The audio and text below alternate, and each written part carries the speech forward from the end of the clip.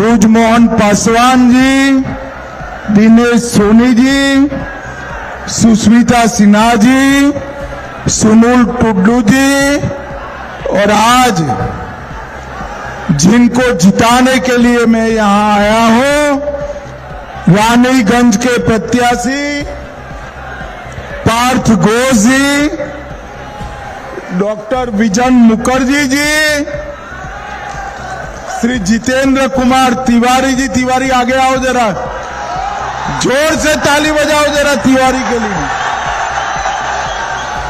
गत चुनाव में तिवारी का थोड़े वोट से रह गया है, इस बार तिवारी को जिताकर भेजो, हम उसको बड़ा आदमी बनाएंगे भाई, बड़ा आदमी बनाएंगे।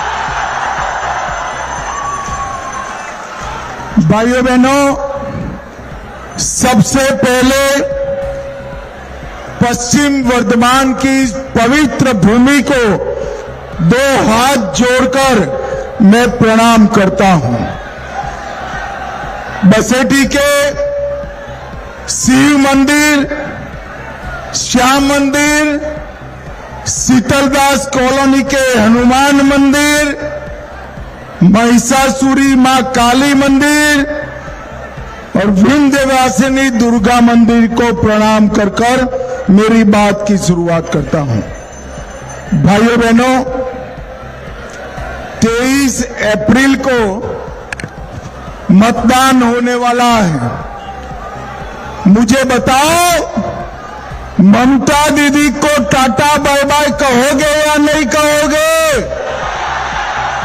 अरे जोर से बोलो, कहोगे या नहीं कहोगे? भाइयों बहनों, ममता की सरकार निकालने का मतलब है घुसपैठ मुक्त बंगाल बनाना। मुझे बताओ, बंगाल से घुसपैठियों को निकालना है या नहीं निकालना है? ऐसी आवाज से निकलेंगे क्या? जरा जोर से बोलो, बंगाल से घुसपैठियों को निकालना है या नहीं निकालना है? क्या दीदी निकाल सकती है? क्या भाईपो निकाल सकता है? केवल और केवल भारतीय जनता पार्टी निकाल सकती है। भाइयों बहनों, भारतीय जनता पार्टी निकाल सकती है। ये ममता दीदी ने 600 एकड़ भूमि जो बीएसएफ को चाहिए वो नहीं देती, क्योंकि बाढ़ लगाने का काम पूरा न हो, और फिर बीएसएफ के जवानों पर आरोप लगाती है कि वो घुसपैठ करा रहे हैं। अरे ममता दीदी, बीएसएफ के जवान देश के लिए अपना सर कटा सकते हैं, वो घुसपैठियों को नहीं घुस। आपके दिन अब समाप्त हो चुके हैं। 5 मई को भाजपा सरकार बनेगी और 45 दिन में पूरी 600 एकड़ भूमि हम बीएसएफ को बाढ़ लगाने के लिए दे देंगे। इससे घुसपैठ तो बंद होगी, परंतु इससे समाप्त नहीं होता। भाइयों बहनों, हम पूरे बंगाल और देश भर से एक घुसपैठियों को चुन चुन कर निकालने का काम करेंगे। ये घुसपैठिया जो है वो हमारे युवाओं की रोजगारी खा रहा है, गरीबों के चावल खा रहा है और देश के अंदर दंगे करा रहे हैं। मैं सारे घुसपैठियों को कहना चाहता हूं, कि 5 मई की शाम से ही बंगाल छोड़कर वापिस जाना शुरू कर देना भैया, आपका टाइम समाप्त हो। मैं यहां पर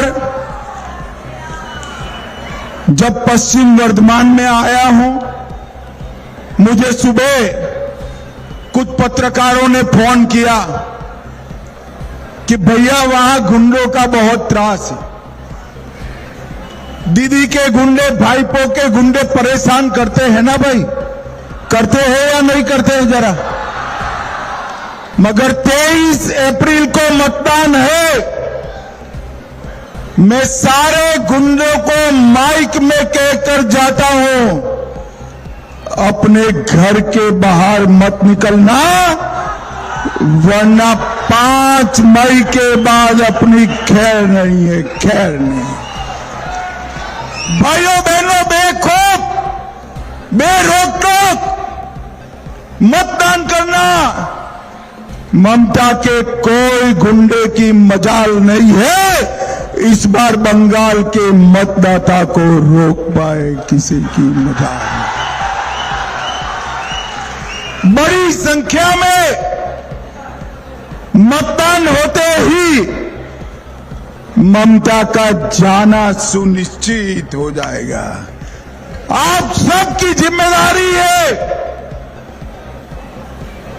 कि अपने अपने गांव मोहल्ले से सभी मतदाताओं को 12 बजे के पहले मतदान मथक पर लेकर आना है, लेकर आना है। भाइयों बहनों, इस जिले की 9 की 9 सीटें भारतीय जनता पार्टी की झोली में डालनी है। मुझे बताओ, आप भाजपा को 9 की 9 सीटें जिताओगे क्या? ये ममता दीदी ने एक जगवाने में पूरे भारत का औद्योगिक केंद्र माने जाने वाला बंगाल आज युवाओं को बेरोजगार कर दिया। ये 15 साल में 7,000 से ज्यादा कारखाने बंगाल के बाहर चले गए। ओडिशा में इंडस्ट्री आती है, असम में सेमीकंडक्टर का कारखाना लगता है, मगर बंगाल में जो है वो भी चले जाते हैं, क्योंकि सभी लोग भाईपो की सिंडिकेट से डरे हुए हैं। भाइयों बहनों, सिंडिकेट हटानी है या नहीं हटानी है? जोर से बोलिए, हटानी है या नहीं हटानी? गरीब आदमी को बालू लेना है, सिंडिकेट को पैसा दो। ईंटा लेनी है, सिंडिकेट को पैसा दो। गरीब आदमी को सीमेंट की थैली लेनी है, सिंडिकेट को पैसा दो। आप भाजपा पर भरोसा करना, 5 मई के बाद सभी सिंडिकेट वालों को उल्टा लटकाकर सीधा करने का काम हम करेंगे। कोयला, रेत, गाय तस्करी, बालू तस्करी, ये सारा धंधा बंद हो जाएगा और ये बेरोजगार युवाओं की नौकरियों में अरबों खरबों रुपया ये तृणमूल वाले खाए हैं। वो मानते हैं कि हमें कुछ होगा नहीं, मगर मैं बताकर जाता हूं, भतीजे को बताकर जाता हूं, तेरे भ्रष्टाचारियों को आगाह कर देना, भारतीय जनता पार्टी जितना भ्रष्टाचार किया है वो सभी को जेल की सलाखों के पीछे डालने का काम करेगी। भाइयों बहनों, माइनिंग को हम बेरोक टोक शुरू करेंगे और यहां पर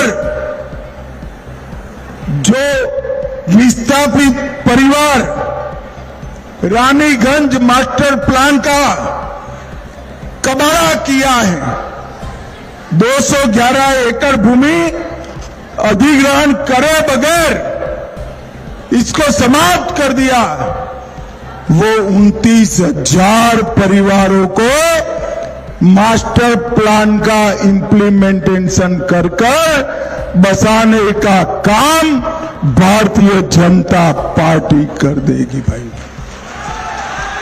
ये ममता दीदी ने सोनार बांग्ला को सिंडिकेट राज में बदला है, मां, माटी और मानुष के नारे को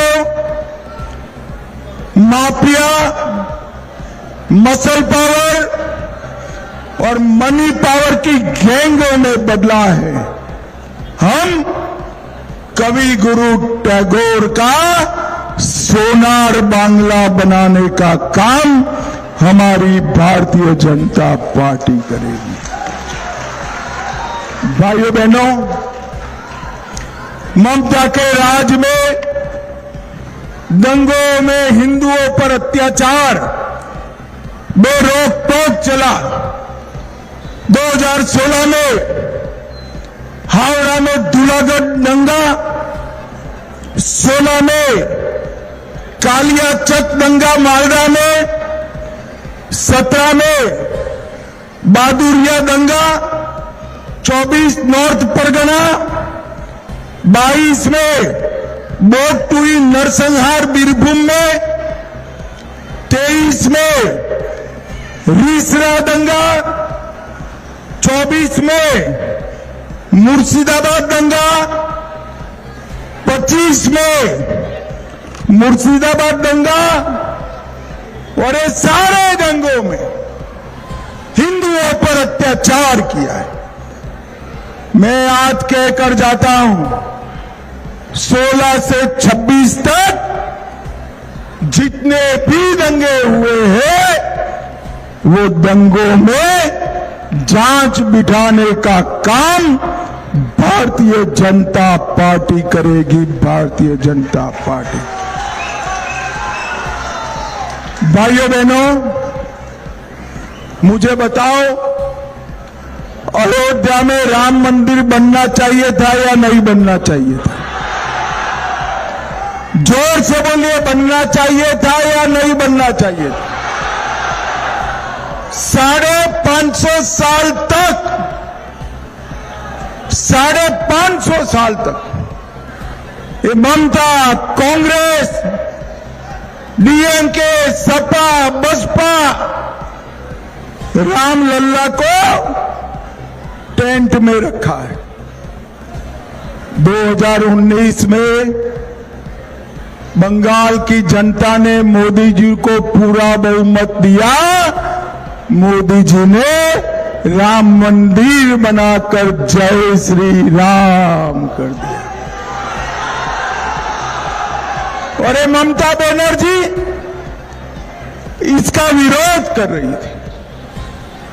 भाइयों बहनों, इसके ही चट्टे पट्टे ये हुमायूं कबीर को आप अलग मत समझना, वो ममता की ही आइटम है। वो बंगाल में बाबरी मस्जिद बनाना चाहता है। मुझे बताओ वर्धमान वालों, बंगाल में बाबरी मस्जिद बननी चाहिए क्या? अरे जोर से बोलो, बननी चाहिए क्या? ममता दीदी सुन लो, 5 मई को भाजपा सरकार आएगी। किसी भी हालत में बंगाल में बाबरी मस्जिद नहीं बन सकती। ये कश्मीर जो है ये हमारा है या नहीं है? जरा जोर से बोलो भाई, कश्मीर हमारा है या नहीं है? 75 साल से धारा 370 को ये अपनी संतान की तरह संभाल कर रखे थे।